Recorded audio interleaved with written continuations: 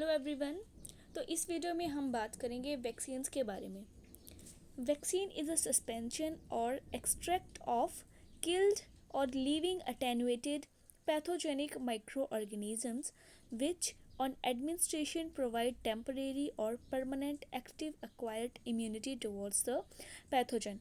तो ये क्या बोल रहा है कि वैक्सीन क्या है, एक सस्पेंशन है या फिर एक एक्सट्रैक्ट है जिसमें हम क्या करते हैं, या तो किल्ड फॉर्म में या फिर लिविंग बट अटेनुएटेड। अटेनुएटेड का मतलब होता है वीकर पैथोजेनिक माइक्रो ऑर्गेनिज्म। तो इसमें हम क्या करते हैं, एक पैथोजन लेते हैं जिस भी एक पर्टिकुलर डिजीज़ के अगेंस्ट हम वैक्सीन का यूज़ कर रहे हैं, हम क्या करेंगे, उसका पैथोजन लेंगे। पैथोजन मतलब कोई भी डिजीज़ कॉजिंग ऑर्गेनिज्म। तो ये बोल रहे हो हम पैथोजन को लेंगे, या तो उसको किल्ड फॉर्म में लेंगे या फिर लिविंग फॉर्म में लेंगे, बट वीक, उसको हम वीकर बनाएंगे और उसको हम किसी एक इंडिविजुअल की बॉडी में जब डालते हैं, देन इट प्रोवाइड टेम्परेरी और permanent active acquired immunity towards the pathogen. ठीक है, या तो वो टेम्परेरी इफेक्ट भी दे सकता है या फिर लाइफ लॉन्ग और परमानेंट अक्वायर्ड इम्यूनिटी भी हमें दे सकता है। जैसे अगर हम एग्जांपल की बात करें तो हमें पता है कि हमें पोलियो वैक्सीन लगती है बचपन में, सभी को लगती है ना। Then it is a permanent type of vaccine, क्योंकि ये हमारी पूरी लाइफ टाइम के लिए इम्यूनिटी प्रोवाइड करती है। लेकिन अगर हम बात करें टेम्परेरी की, जैसे आपको पता है स्नेक बाइट, तो आपको पता है जब भी हमें काटता है तो हम उसको क्या करते हैं, उसको एंटीबॉडीज़ या फिर एंटीटॉक्सिन्स का यूज़ करते हैं, जिसमें हम लेकिन प्रीफॉर्ड एंटीबॉडीज़ का यूज़ करते हैं।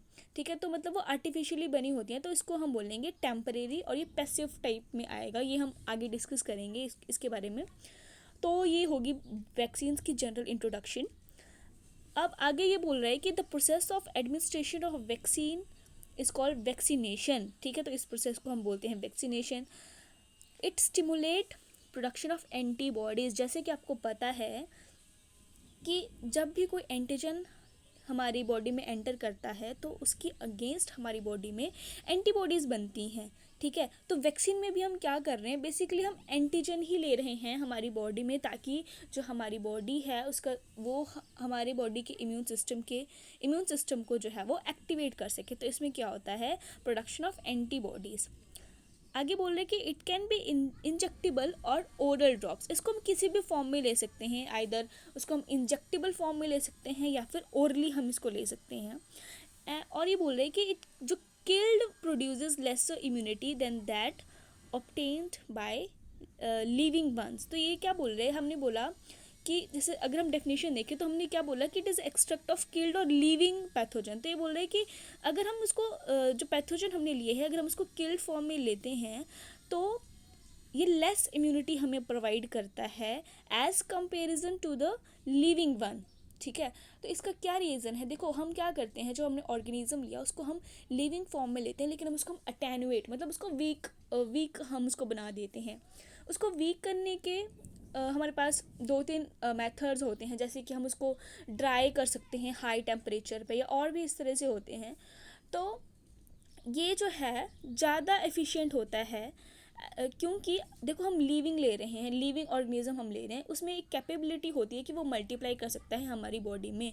तो इससे हमें क्या फ़ायदा होता है कि जब वो मल्टीप्लाई करता है तो जो हमारी बॉडी है उसको बार बार एंटीजन का जो है वो मतलब उसको स्टिमुलेशन मिलती रहती है।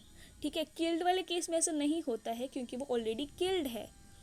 तो इस वजह से जो लाइव जो वैक्सीन्स होती हैं वो ज़्यादा एफिशिएंट होती हैं और वो हमें ज़्यादा इम्यूनिटी प्रोवाइड करती हैं। अब हम बात करेंगे प्रिंसिपल ऑफ वैक्सीनेशन की। तो ये जो वैक्सीन का जो पूरा प्रिंसिपल है, it is based upon the property of memory of immune system. जब भी हम बात करते हैं इम्यून सिस्टम के बारे में, तो हमें पता है कि जो हमारा इम्यून सिस्टम है इसकी जो मोस्ट पेक्यूलर फीचर है वो है इसकी मेमोरी। ठीक है, हम क्या बात करते हैं कि जब भी कोई एंटीजन हमारी बॉडी में एंटर करता है, जब वो फर्स्ट टाइम एंटर करता है तो क्या होता है कि जो हमारी बॉडी है उसके जो इम्यून सेल्स होते हैं उसको पता नहीं होता है कि मुझे कैसे रिएक्ट करना है। ठीक है, लेकिन जब वो फर्स्ट टाइम उसका उसका मतलब उसको फेस करता है तो हमारी बॉडी में मेमोरी सेल्स बन जाते हैं। उसका हमें क्या फ़ायदा होता है कि जब भी फ्यूचर में अगर सेम जो पैथोजन है अगर वो हमारी बॉडी में एंटर करेगा तो जो हमारा इम्यून सिस्टम है उसको पता है कि अब मुझे कैसे काम करना है, मतलब कि उसके मेमोरी सेल्स में वो लाइफ टाइम के लिए वो मेमोरी सेव हो जाती है। तो पूरा इसका बेसिक प्रिंसिपल है मेमोरी ऑफ इम्यून सिस्टम। अगर मैं एक लाइन में बोलूं कि वैक्सीन क्या है, तो ये बोल रहा है कि देखो, it mimics the microbe we want to vaccinate against. तो ये क्या करता है, बेसिकली मिमिक्री करता है माइक्रोब की, मतलब उसकी नकल करता है। We want to vaccinate against, मतलब जिसे पर्टिकुलर हम डिजीज़ के अगेंस्ट हम वैक्सीन ले रहे हैं, किसी एक पर्टिकुलर वायरस के अगेंस्ट हम वैक्सीन ले रहे हैं, तो ये क्या करता है, उसकी मिमिक्री करता है, उसकी नकल करता है, ताकि जब भी हम उसको अपनी बॉडी में लें, हमारी बॉडी को लगे कि ये एंटीजन है और हमारी जो इम्यून सिस्टम है वो एक्टिवेट हो जाए। तो ये था इसका बेसिक प्रिंसिपल। आगे ये बोल रहा है कि vaccination can take 2 forms. Vaccination की 2 फॉर्म्स होती हैं। फर्स्ट है एक्टिव वैक्सीनेशन और इम्यूनाइजेशन, सेकंड है पैसिव वैक्सीनेशन और इम्यूनाइजेशन। ओके, तो हम बात करते हैं सबसे पहले एक्टिव वैक्सीनेशन की। तो ये जो एक्टिव वैक्सीनेशन है, इसको हम ट्रू वैक्सीनेशन भी बोल सकते हैं, क्योंकि it is formed by injecting modified और प्योरीफाइड पैथोजन या फिर उसका प्रोडक्ट। तो ये क्या बोल रहा है, इसमें हम क्या करते हैं, बेसिकली हम मॉडिफाइड प्योरीफाइड पैथोजन को हम लेते हैं या फिर कोई भी पैथोजन का प्रोडक्ट हम लेते हैं। तो जैसे कि हमने वैक्सीन की डेफिनेशन में देखा, तो उसमें भी हमने सेम बात करी, ठीक है। और अगर हम बात करें पैसिव वैक्सीनेशन की, तो इसमें क्या होता है, it is formed by injecting pre formed antibodies. तो इसमें क्या होता है, बेसिकली हम रेडीमेड प्री फॉर्म्ड एंटीबॉडीज़ लेते हैं, किसी दूसरे ऑर्गेनिज्म की बॉडी में बनी हुई, उसको हम वहाँ से निकालते हैं और एक किसी दूसरे ऑर्गेनिज्म की बॉडी में उसको हम इंजेक्ट करते हैं। मतलब देखो, हमने क्या बोला, इसकी जब हम प्रॉपर्टीज़ की बात कर रहे थे, तो हमने बोला कि it stimulate the production of antibodies. लेकिन वैक्सीन के एक्टिव वैक्सीनेशन के केस में हमने देखा कि हाँ, इसमें जो है हम एंटीजन ले रहे हैं, तो यहाँ पे जो एंटीबॉडीज़ की प्रोडक्शन होती है। लेकिन जब हम बात करते हैं पैसिव वैक्सीनेशन की, तो इसमें क्या होता है, हम रेडीमेड एंटीबॉडीज़ ला रहे होते हैं, तो इसको हम बोलते हैं पैसिव। और जो एक्टिव वैक्सीनेशन है, इट इंड्यूसेस इम्यून सिस्टम, मतलब इम्यून सिस्टम मतलब क्या, एंटीबॉडीज़ की फॉर्मेशन वो करती है। लेकिन पैसिव के केस में ऐसा नहीं होता है, क्योंकि हम इसमें क्या करते हैं, रेडीमेड हम आर्टिफिशियली जो प्री फॉर्म्ड एंटीबॉडीज़ हैं हम वो दे रहे होते हैं। और इसका जो, अगर हम पैसिव वैक्सीनेशन की अगर हम बात करें, तो ये बोल रहे हैं कि it is for immediate protection. जैसे कि मैंने आपको एग्जांपल दिया स्नेक बाइट का, ठीक है। तो हमें एकदम से चाहिए होता है, मतलब हम वेट नहीं कर सकते हैं कि हमारी बॉडी खुद से अपनी एंटीबॉडीज़ बनाए, तो हम क्या करते हैं, रेडीमेड जो है वो एंटीटॉक्सिन्स हम उस केस में देते हैं, क्योंकि हमें इमीडिएट रिस्पॉन्स चाहिए होता है। तो ये था वैक्सीन्स के बारे में थोड़ी सी जनरल इंट्रोडक्शन। ओके, तो आप इसको इस तरीके से भी समझ सकते हैं कि जैसे हम बोलते हैं कि लोहा लोहे को काटता है, तो इस तरीके से आप इसको समझ सकते हैं, है ना। क्योंकि हम क्या कर रहे हैं, पैथोजन के अगेंस्ट हमने हमारी बॉडी को इम्यून करना है, तो उसके लिए हम उसी पैथोजन का सहारा ले रहे हैं इसमें, ठीक है। अब हम बात करते हैं वैक्सीन्स के कुछ टाइप्स की। फर्स्ट है हमारे पास लाइव और अटेनुएटेड। जैसे हमने डेफिनेशन में भी बात करी कि हमने बोला कि हम लाइव फॉर्म में पैथोजन को लेते हैं, उसको हम वीक करते हैं। तो इस केस में देखो क्या करते हैं, हम सबसे पहले लाइव ऑर्गेनिज्म को लेते हैं, उसको हम अटेनुएट करते हैं, उसको वीक करते हैं, उसके बाद हम उसका यूज़ करते हैं, ठीक है। और ये जो है वो लॉन्ग लास्टिंग इम्यूनिटी प्रोवाइड करता है। जैसे मैंने आपको पहले भी बताया कि जो लिविंग जो हमारे पास वैक्सीन्स होती हैं, इस टाइप की जो वैक्सीन्स होती हैं वो ज़्यादा एफिशिएंट होती हैं। और जैसे मैंने आपको बताया, क्योंकि वो लिविंग फॉर्म में होती हैं, तो वो मल्टीप्लाई कर सकती हैं हमारी बॉडी में, क्योंकि हमारी बॉडी को मतलब उसको स्टिमुलेट करती रहती हैं वो बार बार, ताकि मेमोरी सेल जो है वो बनते रहें। और ये जो है ओरली हम इसको लेते हैं, जो लिविंग होती हैं। इसका जो एग्जाम्पल हैं, जैसे कि small pox, yellow fever, BCG आपको पता है हम ट्यूबरक्लोसिस के केस में लेते हैं, फिर प्लेग एक्सेट्रा। तो ये सब है लाइव अटेनुएटेड वैक्सीन्स के बारे में। सेकंड है किल्ड वैक्सीन्स। तो इसमें हम क्या करते हैं, नाम से ही देखो क्लियर हो रहा है कि इसमें हम क्या करते हैं, किल्ड फॉर्म में पैथोजन को हम लेते हैं। और लेकिन इसकी जो एक डिसएडवांटेज होती है कि इसमें बूस्टर डोजेस चाहिए होती हैं। जैसे हमने क्या बोला कि किल्ड वाली की अगर हम बात करें, तो हम उसको किल्ड फॉर्म में लेते हैं, मतलब कि जो पैथोजन है it is not able to multiply, ठीक है। तो हमारी बॉडी को इसमें बूस्टर डोजेस मतलब कि हमें जैसे फर्स्ट डोज ली तो उसके कुछ दिनों बाद हमें दूसरी एक डोज लेनी पड़ेगी, फिर ठीक है हो सकता है तीसरी डोज भी लेनी पड़े। तो इस तरीके से इसमें बूस्टर डोजेस की ज़रूरत पड़ती है और ये शॉर्ट टाइम के लिए जो है वो इम्यूनिटी प्रोवाइड करती है।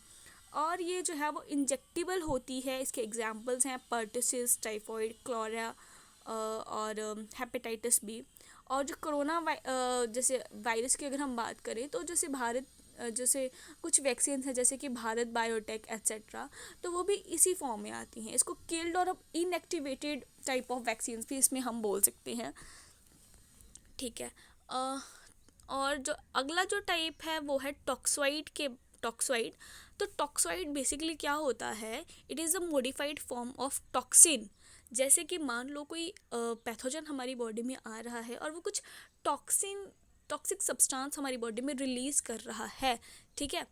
तो हम क्या करते हैं, उस टॉक्सिक सब्सटेंस को लेते हैं, उसकी जो टॉक्सिसिटी होती है उसको हम रिमूव करते हैं, उसको हम प्योरीफाई करते हैं और उसको हम केमिकली डीनेचर्ड करते हैं। डीनेचर्ड मतलब इनएक्टिवेट करते हैं हम उसको, और ताकि क्या हो, जो उसकी टॉक्सिसिटी है, जो उसमें डिजीज़ कॉजिंग जो पावर है वो कम हो जाए, मतलब वो ख़त्म हो जाए, बट इट रिटेन एंटीजेनिसिटी, मतलब कि उसमें एंटीजेनिसिटी है, मतलब कि हमारी बॉडी को लगना चाहिए कि वो एंटीजन है। तो इस तरीके से जो है वो टॉक्साइड टाइप ऑफ वैक्सीन्स बनती हैं। इसका जो एग्जांपल है that is DPT, diphtheria, pertussis and tetanus. इसके बाद हम बात करेंगे कुछ स्पेशल टाइप ऑफ वैक्सीन्स की। ये जो 3 टाइप की वैक्सीन्स हमने बात करी इनके बारे में, ये मेन जो है वो मेन टाइप की वैक्सीन्स है। अब हम कुछ एक्स्ट्रा टाइप की वैक्सीन्स के बारे में बात करते हैं। जैसे फर्स्ट है सब यूनिट वैक्सीन, ठीक है। तो इसमें क्या होता है, देखो नाम से आपको पता चल रहा है सब यूनिट। तो ये क्या बोल रहा है कि इस केस में हम क्या करते हैं, ना ही हम लाइव फॉर्म में पैथोजन को लेंगे, ना ही हम किल्ड फॉर्म में हम उसको लेंगे, और ना ही उसका हम टॉक्सोइड यूज़ करेंगे। हम इसमें क्या करेंगे, उसकी एक सब यूनिट, मतलब कि in spite of its complete structure of that pathogen, हम क्या करेंगे, एक थोड़ा सा सब्सटेंस लेंगे, ठीक है, ऐसा एक पार्ट लेंगे, सब यूनिट लेंगे पैथोजन की बॉडी का, जो कि एज अ एंटीजन एक्ट कर सके, ठीक है। और उसको हम एडमिनिस्ट्रेट करते हैं किसी एक पर्सन की बॉडी में, और उसमें जो है वो इम्यूनिटी डेवलप हो जाती है। इसको हम रिकॉम्बिनेंट टाइप ऑफ वैक्सीन भी बोलते हैं, क्योंकि बेसिकली इसमें हम जेनेटिक इंजीनियरिंग की जो प्रोसेसेस होती है, जो टेक्निक्स होती हैं, हम उनका इसमें यूज़ करते हैं। सेकंड जो इसमें है वो है डीएनए वैक्सीन, ठीक है। और ये जो डीएनए वैक्सीन है वो आजकल अभी मतलब एक्सपेरिमेंटल स्टेजेस में है ये। इसको हम डीएनए वैक्सीन क्यों बोलते हैं, क्योंकि इसमें हम क्या करते हैं, डीएनए का यूज़ करते हैं। जो पैथोजन होता है उसके हम डीएनए का यूज़ करेंगे, ठीक है। और जो इसमें नेक्स्ट है वो है कंबाइंड टाइप ऑफ वैक्सीन, मतलब कि कंबाइंड, जैसे कि इसमें एग्जांपल आ गए, जैसे कि ये डीपीटी आ गया, हाँ, डिप्थीरिया, पर्टुसिस, टेटनस, या फिर एमएमआर आ गया, मतलब मीजल, मम्प्स, रुबेला, मतलब कंबाइंड फॉर्म में हम क्या करते हैं, अलग अलग जो वैक्सीन, अलग अलग जो डिजीज़ेज़ हैं, है ना, उनकी वैक्सीन, मतलब हम कंबाइंड फॉर्म में उनको ले लेते हैं, है ना। जैसे अगर हम बात करें डीपीटी की, तो हमने क्या किया, डिप्थीरिया के भी ऑर्गेनिज्म ले लिया, पर्टुसिस का भी ले लिया और टेटनस का भी ले लिया, ठीक है। मतलब अलग अलग लगाने के चक्कर में हमने उसको कंबाइंड फॉर्म में ले लिया। तो ये थी कंबाइंड टाइप ऑफ वैक्सीन्स, ठीक है। तो ये कुछ जनरल जो टाइप्स थे वैक्सीन्स के बारे में वो मैंने आपको बताया। अब हम बात करते हैं किसकी, properties of an ideal vaccine. एक आइडियल वैक्सीन हम किसको बोलते हैं, तो बोलते हैं कि आइडियल वैक्सीन हम उस वैक्सीन्स को बोलते हैं, it should be highly effective to generate immune response, कि जब वो हमारी बॉडी में एडमिनिस्ट्रेट करे तो वो इम्यून सिस्टम को जो है वो जनरेट कर सके। नेक्स्ट है इट हैज़ फ्यू और वेरी लेस एडवर्स रिएक्शंस, कि जब हम उसको इनटेक करें बॉडी में तो उसके बहुत कम और ना के बराबर जो साइड इफ़ेक्ट्स होती हैं, एडवर्स रिएक्शंस हैं, वो मतलब ना के बराबर होने चाहिए। And it should be safe in immuno compromised individuals and any pregnant women.